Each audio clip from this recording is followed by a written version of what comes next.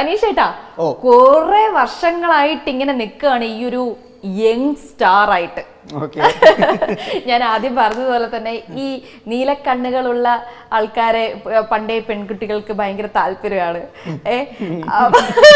അപ്പൊ അങ്ങനെ ഒത്തിരി ലവ് ലെറ്റേഴ്സ് ഒക്കെ കിട്ടിയിട്ടുണ്ട്. തീർച്ചയായും ആദ്യമേ നല്ല ഇൻട്രൊഡക്ഷൻ തന്നതിൽ വലിയ നന്ദി അറിയിക്കുന്നു.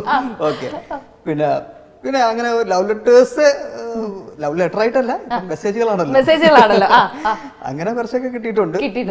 കല്യാണത്തിന് മുമ്പാണ് കൂടുതൽ കിട്ടിയത്. ഇപ്പം എന്താണെന്ന് അറിയില്ല, ഇപ്പൊ കുറവാണ്. അയ്യോ, കല്യാണം കഴിഞ്ഞോണ്ടാണോ എന്തോ അല്ലേ? അതെ, എന്താണെന്ന് അറിയില്ല, ഇപ്പൊ എല്ലാവർക്കും ഒരു അടുക്കാനൊരു പേടി പോലെ. അല്ല, ഭാര്യ പ്രശ്നം ഉണ്ടാക്കിയാലോ കുടുംബകലകം ഉണ്ടാക്കണ്ടെന്ന് വിചാരിച്ചിട്ടായിരിക്കും. അതുകൊണ്ടായിരിക്കും ഒഴിവാക്കുന്നത്. അതെ, നമുക്ക് സാരമില്ല, എന്തായാലും കുഴപ്പമില്ല. ഒരുപാട് മുമ്പ് കിട്ടിയതിന്റെ ആ ഒരു ഓർമ്മകളൊക്കെ ഒന്ന് പങ്കുവെക്കാവോ?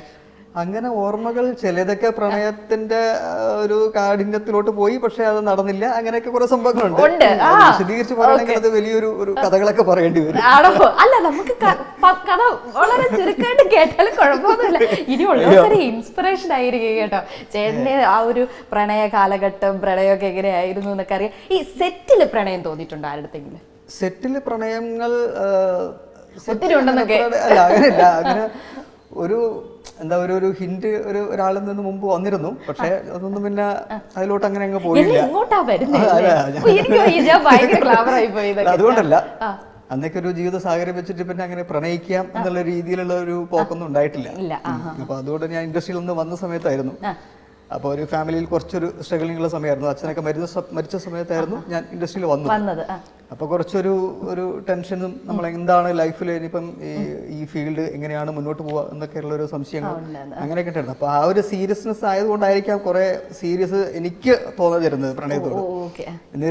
ഇല്ലായിരുന്നു എന്നല്ല, പക്ഷെ ഞാൻ അതിന്റെ പുറകെ പിന്നെ അങ്ങനെ പോയിട്ടില്ല. പിന്നെ കുറെ കരിയർ ബിൽഡപ്പ് ചെയ്യാനുള്ള ഒരു ശ്രമങ്ങൾ നടത്തിക്കലായിരുന്നു.